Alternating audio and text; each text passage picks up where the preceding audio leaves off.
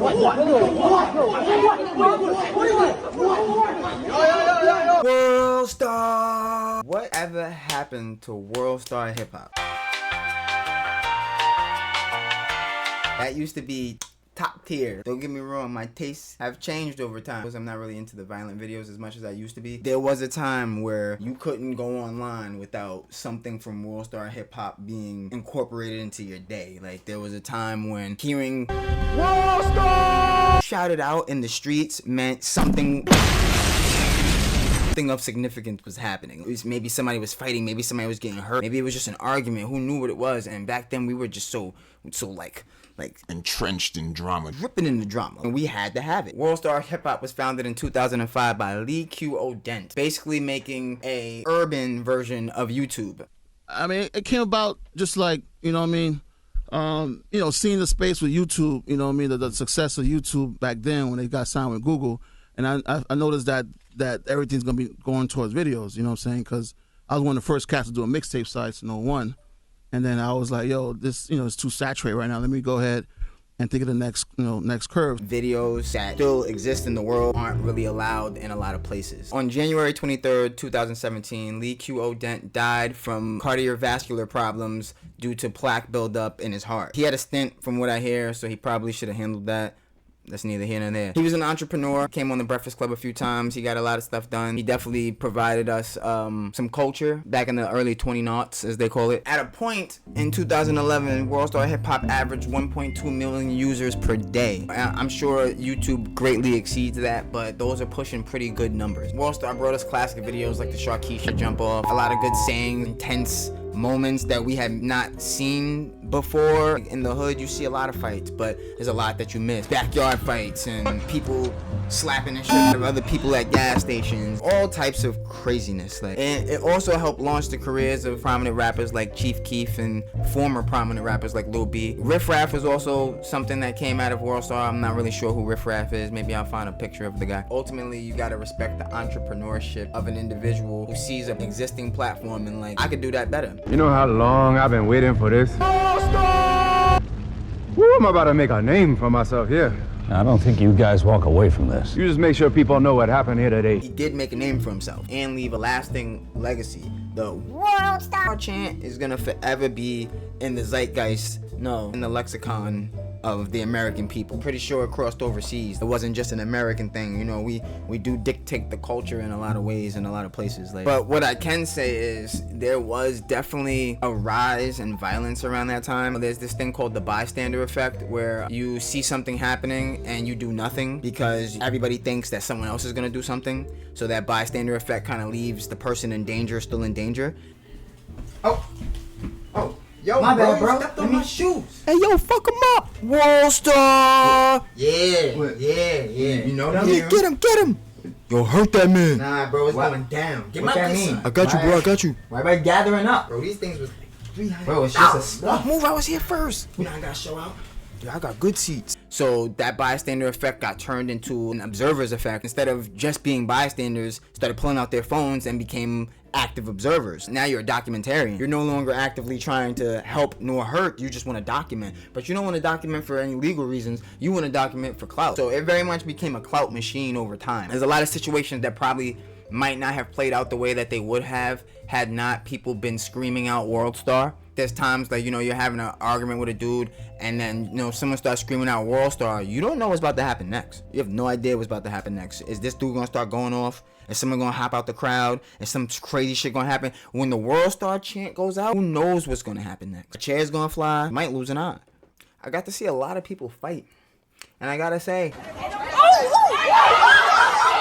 not impressed. A lot of big dudes versus little dudes. Sometimes the little dude wins. Place your bets, and then, you know what I'm saying? It's a lot of time the dude getting bullied. WorldStar definitely showed you that. Like, the dude getting bullied was usually the one holding back. And that dude let loose, and he starts bapping in them backyards. Like, it goes down in the DM. Remember, you used to come home from school, 2011, what have you. Had to write the WorldStar because somebody was telling you about some video you hadn't seen yet. And perhaps maybe you just click one. You just smack out. We used to just smack out for days, clicking comments. compilations of fight. That was just the meta at the time. Looking back on it, I'm feeling whack on it, but it was the era. Like, I'm guilty of probably screaming out WorldStar once or twice. Felt right at the time.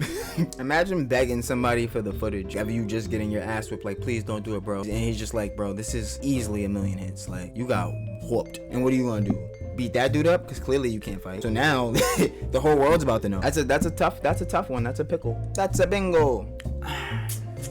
Making videos is hard. Not to mention it had breaking hip-hop news, a lot of new music. Even more prominent artists would sometimes release tracks exclusively on WorldStarHipHop. Let's not forget when 50 Cent was making WorldStarHipHop videos like every day. So he was turning that WorldStar shit into YouTube for him at a point in time. I forgot what it was, like 50's Corner or some shit. He had something going on, like, and what's the deal with airline food?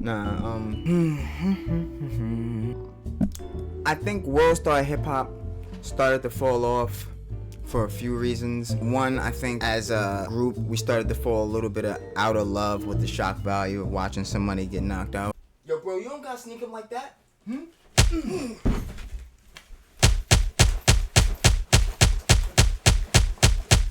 Two, I feel like the social media started being a lot more video friendly. Like Instagram used to just be pictures. There was no TikTok, there was no Snapchat. We had Facebook and Instagram, YouTube, and WorldStar. There was some other stuff in between, but like as social media rose and you know, the prominence of videos became more of a thing in your daily life, or if you're scrolling, you know, it was easier to put a lot of unsavory material on these other websites. So you really didn't need a singular location to find bullshit. Facebook has like crazy videos, guys arguing with his girlfriend, kills her right on camera or something like that, and then the live continues and then everybody's going crazy. Instagram's got the same kind of stuff. You see videos, men or women crying in situations and stuff like that, getting into altercations. You'll see somebody on live walking around and then all of a sudden bullets start flying and they get hit. We don't actually really need WorldStar anymore. The only thing we actually lost was the chant. I can't say I don't miss the chant. Like, you know, it was definitely indicative of a time period. You hear someone scream out WorldStar right now, you're dating yourself. I know how old you are. The youth stick your gat out for the Rizzler. They don't know nothing about WorldStar. It's just not a thing to them. Stick your gat